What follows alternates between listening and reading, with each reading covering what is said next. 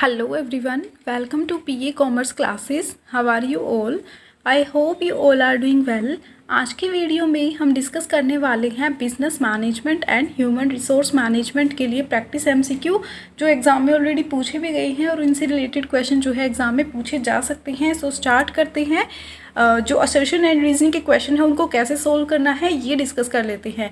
सबसे पहले तो आपने क्या करना है, असर्शन को अच्छे से पढ़ लेना है, फिर ये देखना है क्या वो सेशन बिल्कुल करेक्ट है। अगर आपने कॉन्सेप्ट को, टॉपिक को अच्छे से पढ़ा होगा तो आपको पता होगा कि इस बारे में बात सही बोली गई है या गलत बोली गई है। एंड देन आप क्या करोगे, रीजनिंग को पढ़ोगे, फिर ये चेक करोगे कि क्या वो सेशन से रिलेट कर रही है। अगर वो रिलेट कर रही है तो क्या वो उसके लिए सही रीज़न है। ये ट्रिक होती है इन क्वेश्चन को सोल्व करने की। सो पहले हम पढ़ लेते हैं असर्शन में क्या बोला गया है। Management is a set of principle relating to its functions. So reasoning यहाँ पे क्या बताई गई है, management is essential to run all types of organisation. अब देखिए जो मैनेजमेंट है वो प्रिंसिपल्स का सेट है। जो भी मैनेजमेंट के फंक्शंस होते हैं जैसे प्लानिंग, ऑर्गेनाइजिंग, स्टाफिंग, कंट्रोलिंग, ये सभी जो है इनको कंट्रोल करने के लिए, इनको अच्छे से करने के लिए मैनेजमेंट जो है प्रिंसिपल्स का सेट है। यस, बिल्कुल करेक्ट बात है। अब आप रीजनिंग देखिए, management is essential to run all types of organisation.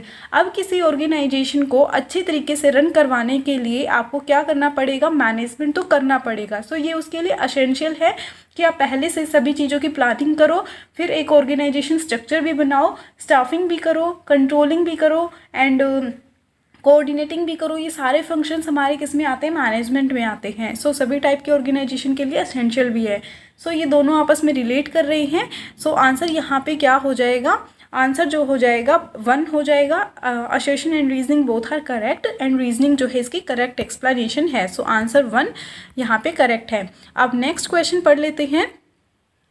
अब नेक्स्ट क्वेश्चन में बोला गया है select the correct code of the statement being correct और इनकरेक्ट। यहाँ पे आपको बताना है कि जो फर्स्ट स्टेटमेंट 1 एंड 2 है उसमें से दोनों करेक्ट है या दोनों इनकरेक्ट है या कौन सी करेक्ट और इनकरेक्ट है। आप पहले स्टेटमेंट रीड कीजिए। It is a significant feature of human that he plans.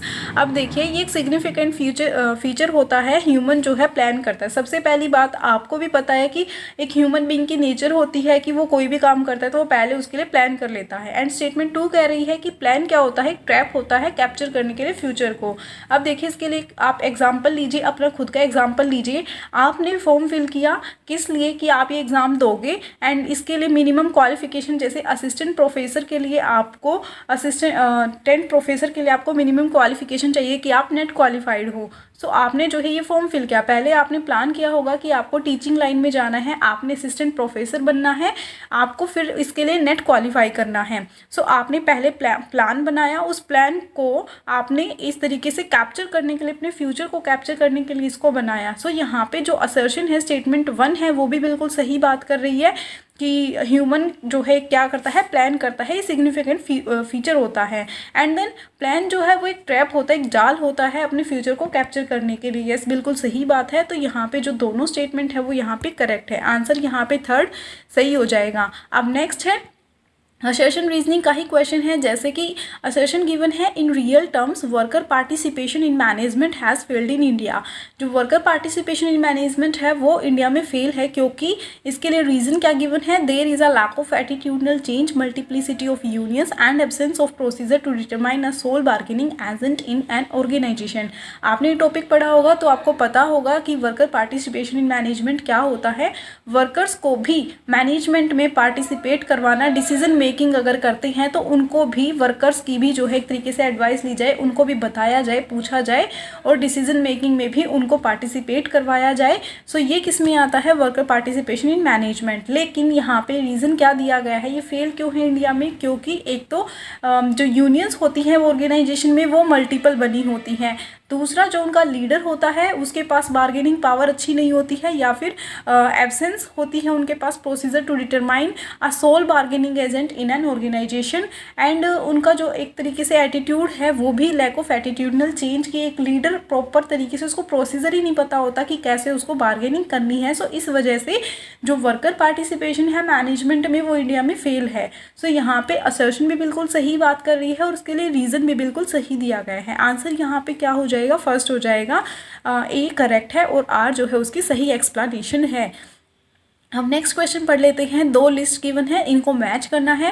पहले आप क्या करो, एक साइड वाले पढ़ लो, job rotation, job design, job evaluation, job enrichment. अगर आपको इनमें से कोई एक भी बहुत अच्छे से याद है तो आप उसको पकड़ लो और वहाँ से किसी भी स्टेटमेंट के साथ उसको मैच करके देखो। जैसे हम फर्स्ट वाला ही पढ़ते हैं, जॉब रोटेशन। नाम से थोड़ा क्लियर हो रहा है कि जॉब को रोटेट करना मीन्स जॉब टू जॉब आप किसी एम्प्लॉय को घुमा रही हो ताकि उसकी जो स्किल्स है वो इम्प्रूव हो और उसका एक्सपीरियंस जो है वो ज़्यादा हो। सो जॉब रोटेशन को अगर हम बी से मैच करें, involves movement of employees from job to job, तो ये किससे मैच हो जाएगा, बी से मैच हो जाएगा। अब जो है सेकंड क्या है, जॉब डिज़ाइन। नाम से थोड़ा क्लियर हो रहा है कि जॉब डिज़ाइन, डिज़ाइन कैसे की जाती है कि आपको जो जॉब दी जानी है या फिर जो आप अपने वर्कर्स को, जो आप अपने एम्प्लॉयज़ को जॉब दोगे उसमें उसकी क्या ड्यूटी रहेगी, क्या रिस्पॉन्सिबिलिटी रहेगी और क्या उसके टास्क रहेंगे, ये सब किस में आता है, जॉब डिज़ाइन में आता है। सो यहाँ पे किससे मैच करेगा, ए से। Involve conscious efforts to organise task, duties and responsibilities into a unit of work to achieve certain objectives। so job design किसे मैच कर रहा है, ए से मैच कर रहा है। अब थर्ड जो है जॉब इवैल्यूएशन। जॉब इवैल्यूएशन नाम से क्लियर हो रहा है कि जॉब को इवैल्यूएट करना, और इवैल्यूएट क्यों करते हैं, वो करते हैं हम पे के पर्पज़ से। मीन्स आप कितना जो है अपने एम्प्लॉय को पे करोगे, जो जॉब है उसकी नेचर कैसी है और किस तरीके की स्किल्स जो हैं आप उसमें जो एम्प्लॉयज़ की है वो यूज़ हो रही हैं, तो उसका कितना जो है पेमेंट बनता है। एक तरीके से जो सैलरी वेजेस आप डिटरमाइन करोगे वो आप जॉब इवैल्यूएशन के बिहाफ पे करोगे। सो यहाँ पे किससे मैच होगा, बी से मैच होगा। The formal process by which the relative worth of various jobs in the organisation is determined for pay purpose, ये किस में आता है, जॉब इवैल्यूएशन में आता है। एंड देन क्या है, job enrichment seeks to improve both task efficiency and human satisfaction and more opportunity for individual growth. जो जॉब एनरिचमेंट होती है उसमें आप क्या करते हो, थोड़ा काम को एक्स्ट्रा कर देते हो। इससे क्या होगा, जो आपका एम्प्लॉई है एक तो उसकी ग्रोथ होगी, इंडिविजुअली उसकी ग्रोथ होगी, एंड दूसरा उसकी टास्क के लिए एफिशिएंसी बढ़ेगी। सो ये जो है इस तरीके से मैच होगा। जैसे आपने जॉब रोटेशन को पहले ही बी से मैच कर लिया, तो यहाँ पे एक ही ऐसा कोड है जिसमें बी जो है फर्स्ट के लिए गिवन है। तो यहाँ पे आंसर जो डी है, डी में क्या गिवन है, बी ए डी सी, वो बिल्कुल सही मैच कर रहा है। तो आंसर यहाँ पे जो है वो डी हो जाएगा। अब नेक्स्ट क्वेश्चन है, असर्शन रीजनिंग का ही है। Merit rating of an employee is the process of evaluating the employees performance on the job in terms of requirement of the job. अब देखिए यहाँ पे मेरिट रेटिंग को बताया गया है कि जो मेरिट रेटिंग है वो क्यों की जाती है, या फिर वो एक ऐसी प्रोसेस है, इवेल्युएट करती है एम्प्लॉइज़ की परफॉर्मेंस को कि जो उनकी परफॉर्मेंस है क्या वो उस जॉब की रिक्वायरमेंट को फुलफ़िल कर रही है।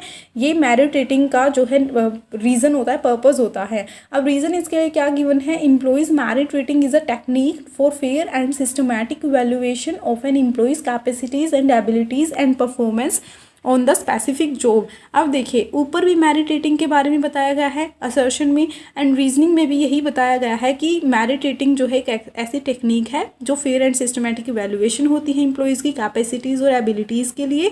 तो यहाँ पे ये नहीं बताया गया कि मेरिट रेटिंग जो है ये प्रोसेस होती है और क्यों की जाती है। अगर ये रीज़न अगर ये दिया होता कि मेरिट रेटिंग इस वजह से की जाती है, तो यहाँ पे क्या होता कि बिल्कुल वो उसको सही एक्सप्लेन कर रहा है। लेकिन अब देखिए असर्शन बिल्कुल सही बात कर रही है कि जो मेरिट रेटिंग है वो एक प्रोसेस होती है जिसमें आप अपने एम्प्लॉइज़ की परफॉर्मेंस को इवेल्युएट करते हो। एंड रीजनिंग में इन्होंने क्या बोला, फिर से उसी को डिफाइन किया, मेरिट रेटिंग एक टेक्निक होती है, फेयर एंड सिस्टमैटिक होती है। इसमें भी आप क्या करते हो, अपने एम्प्लॉइज़ की कैपेसिटीज़ और एबिलिटीज़ को डिटरमाइन करते हो। दोनों में इन्होंने एक तरीके से मीनिंग को ही डिफाइन कर दिया। बात तो दोनों में सही बोली है, लेकिन ये असर्शन को एक्सप्लेन नहीं कर रहा है। ये इसके लिए रीज़न नहीं है कि मेरिट रेटिंग इसलिए की जाती है। सो यहाँ पे आंसर क्या हो जाएगा, both A and R correct but R is not the right explanation of A. Assertion और रीजनिंग बिल्कुल सही है, लेकिन असर्शन को सही से एक्सप्लेन नहीं कर पा रही है उसकी रीजनिंग। ये आता है आंसर क्या हो जाएगा, यहाँ पे बी हो जाएगा। अब नेक्स्ट क्वेश्चन है, यहाँ पे दो लिस्ट गिवन है। ये मोटिवेशनल थ्योरीज जो है मैच करनी है। आपने कौन सी मोटिवेशनल थ्योरी दी थी, हमने ऑलरेडी ये एक वीडियो में कवर कर चुके हैं सभी मोटिवेशनल थ्योरी। आपको पता होगा अब्राहम मास्लो ने नीड हायरार्की थ्योरी दी थी जिसमें उन्होंने 5 नीड के बारे में बताया था। सो अगर हम फर्स्ट को डी से मैच करते हैं तो यहाँ पे 2 कोड बनते हैं, बी एंड डी वाला, जिसमें डी है। आप ए और सी को एलिमिनेट कर सकते हो। अब्राहम मास्लो ने दी थी नीड हायरार्की थ्योरी, हर्जबर्ग ने दी थी 2 फैक्टर थ्योरी, जिसमें उन्होंने जो क्या बोला था, एक तो मोटिवेशनल फैक्टर होते हैं, एक हाइजीन फैक्टर होते हैं। एक तो जो है आपके एम्प्लॉयज़ को मोटिवेट करेंगे काम करने के लिए, और एक ऐसे होते हैं अगर वो फैक्टर हैं अच्छे हैं तो वो मोटिवेट नहीं करेंगे, लेकिन अगर वो नहीं होंगे तो वो डिससेटिस्फेक्शन डिसअपॉइंट जरूर करेंगे आपके एम्प्लॉयज़ को। सो वो किस में आता है, टू फैक्टर थ्योरी या हाइजीन जो थ्योरी है वो किसने दी थी, हर्जबर्ग ने दी थी। हाइजीन को एच से याद रख सकते हो, हर्जबर्ग और हाइजीन। अल्डरफर ने दी थी existent relatedness and growth theory, ये किससे मैच करेगा, बी से मैच करेगा। एंड मैक्लीलैंड ने दी थी अचीवमेंट मोटिवेशन थ्योरी। सो यहाँ पे जो आंसर है वो डी करेक्ट हो जाएगा, मीन्स जो डी कोड है वो सही है, DCAB। अब्राहम मास्लो ने नीड हायरार्की एंड हर्जबर्ग ने टू फैक्टर, अल्डरफर ने ERG एंड मैक्लीलैंड ने achievement theory. So answer D यहाँ पे करेक्ट है। अब नेक्स्ट क्वेश्चन है, in which method of performance appraisal the evaluator keeps a written record of significant events and how difficult employees behaved during such events.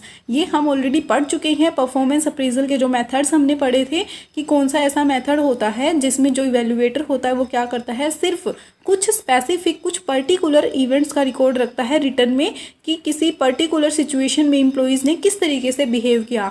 अगर एक employee पर देखिए workload बहुत ज़्यादा आया एक टाइम पर, एक एम्प्लॉई ने क्या किया कि वो फ्री होके बैठ गया और उसने काम कोई नहीं किया, लेकिन दूसरा जो एम्प्लॉई है उसने बहुत अच्छे से जो है ओवर टाइम दिया अपना और बहुत अच्छे से उस काम को किया, चाहे उसको अपना लंच ब्रेक में भी काम करना पड़ा हो तो दूसरे बंदे ने उसको काम को किया। तो ऐसी सिचुएशन क्या कहलाती है, क्रिटिकल इंसिडेंट मेथड। जो आपने किसी क्रिटिकल सिचुएशन में एक एम्प्लॉय ने कैसे बिहेव किया उसके बिहाफ पर जो अप्रेजल किया जाता है वो किस में आता है, performance appraisal of critical incident method में। सो आंसर यहाँ पे सी करेक्ट हो जाएगा। अब नेक्स्ट क्वेश्चन फिर से असर्शन रीजनिंग का है। जैसे असर्शन गिवन है, recruitment is positive while selection is negative in its application.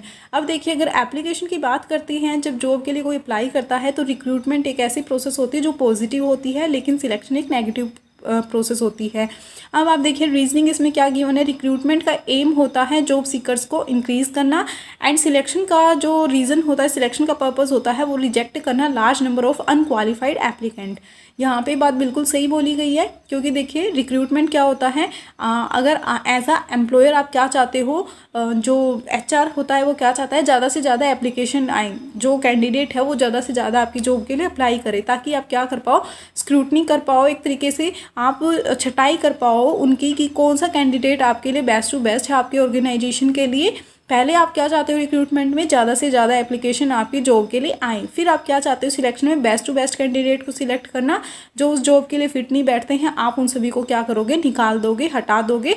तो जो रिक्रूटमेंट है वो एक पॉजिटिव प्रोसेस है, और जो सिलेक्शन है जिसमें आप जो एम्प्लॉयज़ हैं उनको एक्स्ट्रा को हटा रहे हो, जो आपकी जॉब के लिए क्वालिफाइड नहीं है, फिट नहीं बैठ रही हैं, उनको हटाना, सो सिलेक्शन में वो नेगेटिव प्रोसेस है। तो यहाँ पे जो असर्शन है वो बिल्कुल करेक्ट है, रीजनिंग भी करेक्ट है, और रीजनिंग इसको बिल्कुल सही से एक्सप्लेन कर रही है। आंसर थर्ड यहाँ पे करेक्ट हो जाएगा।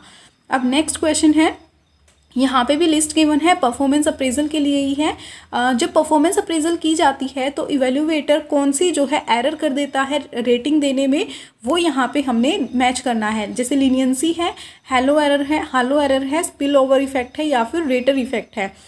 लीनियंसी के लिए आपको याद रखना है एक वर्ड, सब्जेक्टिव। लीनियंसी होता है सब्जेक्टिव असेसमेंट जिसमें बायसनेस होती है, जैसे जो इवेल्युएटर है वो अपनी तरफ से बायसनेस कर देता है। अगर उसको मान लीजिए कोई एक एम्प्लॉइज़ है, उसके साथ उसके जान पहचान या कुछ भी आप मान के चल सकते हैं, तो वो उसमें बायस्ड हो जाता है जब वो सही से रेटिंग नहीं देता है, वो होता है लीनियंसी में। एंड हालो एरर क्या होता है, जिसमें जैसे कि एक वर्ड आपने, एक लाइन आपने सुनी होगी, first impression is the last impression, वही बात होती है हालो एरर की। इसमें क्या होता है, जो इवेल्युएटर होता है अगर किसी एम्प्लॉई का उस पर फर्स्ट इंप्रेशन अच्छा है तो वो क्या करेगा, जितनी भी अभी तक की उसकी परफॉर्मेंस है उन सभी के लिए वो अच्छी रेटिंग दे देगा। या फिर मान लीजिए अगर नेगेटिव जो है उसका फर्स्ट इंप्रेशन रहा है इवेल्युएटर पे, तो वो चाहे उसकी परफॉर्मेंस जितनी मर्जी अच्छी रही हो, सारी की सारी परफॉर्मेंस उसकी अच्छी रही हो और स्टार्टिंग की बेकार रही हो, लेकिन उसको रेटिंग कैसी मिलेगी, गलत बुरी वाली मिलेगी। So one aspect of individual performance influence his entire performance. Individual की एक टाइम की जो परफॉर्मेंस है वो उसकी सारी की सारी अभी तक की जो परफॉर्मेंस है उसको इन्फ्लुएंस कर रही है, वो किस में आता है, हालो एरर में आता है। अब सी में क्या है, स्पिल ओवर इफेक्ट क्या कहता है, past performance appraisal rating unjustifiably influencing current ratings. जो पास्ट की परफॉर्मेंस है, पास्ट परफॉर्मेंस अप्रेजल रेटिंग है, उसके बिहाफ पे आप करंट की रेटिंग दे रहे हो या करंट की रेटिंग उसकी वजह से इन्फ्लुएंस हो रही है, ये किस में आता है, स्पिल ओवर इफेक्ट में आता है। अब डी क्या है, रेटर इफेक्ट। रेटर इफेक्ट को आपने याद रखना है फेवरेटिज्म, यानी कि जो रेटर है, जो इवेल्युएटर है, वो क्या कर रहा है, जो इम्प्लॉई उसका फेवरेट है, जो पर्सन उसका फेवरेट है, वो उसको अच्छी रेटिंग दे रहा है, और जो उसका फेवरेट नहीं है, जिसको वो पसंद नहीं करता, डिसलाइक करता है, उसको वो अच्छी रेटिंग नहीं दे रहा है। सो यहाँ पे बिल्कुल एग्जैक्टली मैच किए गए हैं। ऐसे ही कोड इसके अब फर्स्ट, सेकंड, थर्ड, फोर्थ, ये एक बिल्कुल सही मैच है। लीनियंसी सब्जेक्टिव असेसमेंट होता है। हालो एरर को याद रखना है, first impression is the last impression. Spill over effect होता है कि आपने पुरानी वाली परफॉर्मेंस के बिहाफ पे ही अभी वाली रेटिंग दे दी है। रेटर इफेक्ट होता है फेवरेटिज्म की वजह से आप वही रेटिंग दे रहे हो जो आपके मन के अकॉर्डिंग सही है इम्प्लॉई, एंड अगर आप उसको डिसलाइक करते हो तो आप उसको गलत रेटिंग दोगे।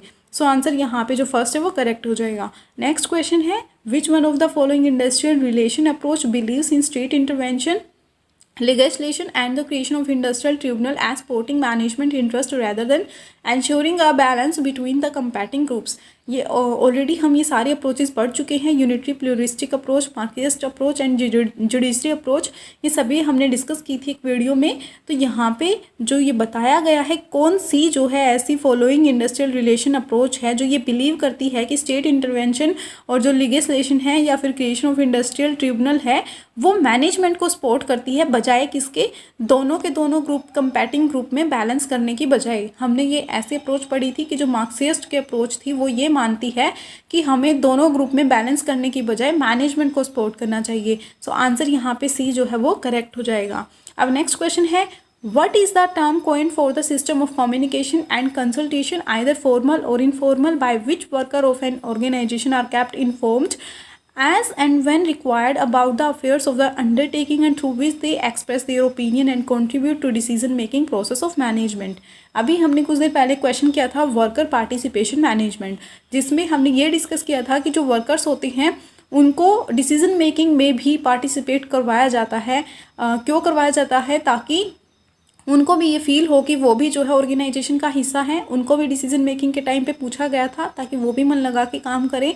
यहाँ पे वही बात बोली गई है कि जो वर्कर्स हैं वो क्या कर सकते हैं, एक्सप्रेस कर सकते हैं, जो उनका ओपिनियन है वो बता सकते हैं, एंड फॉर्मल इनफॉर्मल तरीके से वो एक तरीके से मैनेजमेंट से जुड़े हुए हैं। डिसीजन मेकिंग प्रोसेस में भी उनको पूछा जाता है, कंट्रीब्यूट करवाया जाता है। तो ये क्या आएगा इसके लिए answer, worker participation in management. So जो थर्ड है वो यहाँ पे करेक्ट आंसर हो जाएगा। अब नेक्स्ट क्वेश्चन है, put the following steps of strategic management process in correct sequence. अब आपको बताना है कि स्ट्रेटेजिक मैनेजमेंट प्रोसेस के लिए कौन सी सीक्वेंस करेक्ट है।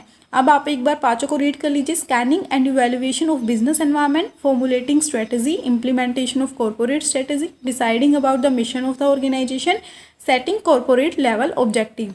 सो अगर आपने पढ़ा होगा इस टॉपिक को तो आपको पहले पता होगा कि जो ऑर्गेनाइजेशन होती है सबसे पहले अपना मिशन सेट करती है। मिशन सेट करने के बाद देखिए डी सबसे पहला हो जाएगा। उसके बाद वो अपने बिजनेस एनवायरनमेंट को स्कैन करती है, क्या उसके लिए इंटरनल एनवायरनमेंट है या फिर जो बैरियर क्या है, एक्सटर्नल में क्या है, एक्सटर्नल एनवायरनमेंट उसका कैसा है, उस चीज़ को स्कैन करती है। एंड देन वो क्या करती है, ऑब्जेक्टिव सेट करती है अपने ऑर्गेनाइजेशन के। फिर उसके बाद क्या करती है, स्ट्रेटजी बनाती है कि कैसे अपने मिशन या अपने जो ऑब्जेक्टिव है उनको अचीव करना है। एंड देन वो लास्ट में क्या करती है, अपनी स्ट्रेटजी को इम्प्लीमेंट करती है। सो यहाँ पे किस तरीके से सीक्वेंस बनेगा, सबसे पहले D deciding about the mission, फिर बनेगा ए बिजनेस एनवायरनमेंट को स्कैन करेगी, फिर बनेगा ई कॉरपोरेट फिर ई बनेगा जिसमें वो क्या करेगी, सेट करेगी ऑब्जेक्टिव को, और फिर बी बनेगा स्ट्रेटजी को बनाएगी, और फिर जो है लास्ट में इम्प्लीमेंट करेगी। सो आंसर जो है फोर्थ यहाँ पे करेक्ट हो जाएगा। अब नेक्स्ट क्वेश्चन है, Herbert Simon concept of administrative man assumes that. एक हर्बर्ट साइमन की थ्योरी थी, ये ऑलरेडी जो है हम कवर भी कर चुके हैं कि उन्होंने एक मॉडल दिया था सेटिस्फाइजिंग मॉडल, जिसको हर्बर्ट साइमन ने दिया था। एंड ये शायद दिसंबर 2019 में ये क्वेश्चन ऑलरेडी पूछा गया है कि जो हर्बर्ट साइमन है उन्होंने कौन सा मॉडल दिया था, सेटिस्फाइजिंग मॉडल दिया था या फिर आप सेटिस्फाइजिंग अप्रोच भी बोल सकते हो। सो ये किसके लिए है, स्टेटमेंट रीड कर लेते हैं, he has satisficing approach in decision making rather than the maximizing approach. Yes बिल्कुल सही है कि जो हर्बर्ट साइमन है वो सेटिस्फाइजिंग अप्रोच को मानते हैं डिसीजन मेकिंग में, कि वो ये सोचते हैं कि जो डिसीजन मेकिंग प्रोसेस जब आप करते हो तो ज़रूरी नहीं है कि आपके पास ज़्यादा से ज़्यादा इन्फॉर्मेशन, जितनी इन्फॉर्मेशन आपके पास है आप उससे भी डिसीजन मेकिंग के लिए काम चला सकते हो। तो ये मानना था हर्बर्ट साइमन का, ये बात बिल्कुल सही है। एंड अब सेकंड देख लेते हैं, he can make decisions without determining all possible alternative. अब ये भी इन्होंने बिल्कुल सही बोला है कि हर्बर्ट साइमन का जो कॉन्सेप्ट है सेटिस्फाइजिंग मॉडल वाला, वो ये भी मानता है कि जब आप डिसीजन ले रहे हो ज़रूरी नहीं है कि आपको सभी पॉसिबल अल्टरनेटिव को का पता हो, आप बिना उनको जाने भी जो है अपना डिसीजन ले सकते हो। ये भी हर्बर्ट साइमन ने माना था, क्योंकि इनका जो कॉन्सेप्ट है, जो मॉडल है, वही क्या है, सेटिस्फाइजिंग। जितने में आपका काम चल रहा है उतने में आप अपना काम चला लो, मैक्सिमाइजिंग अप्रोच की बजाय। थर्ड क्या कहता है, he is completely rational in decision making. नहीं, वो रैशनल बिल्कुल नहीं है। सो यहाँ पे आंसर ए एंड बी, जो स्टेटमेंट ए है स्टेटमेंट बी है, वो दोनों करेक्ट हैं, सी जो है इनकरेक्ट है। सो आंसर यहाँ पे क्या हो जाएगा, बोथ ए एंड बी। अब नेक्स्ट देखिए, आज की वीडियो में इतना ही। अब हम नेक्स्ट वीडियो में डिस्कस करेंगे किसी अदर सब्जेक्ट के MCQ।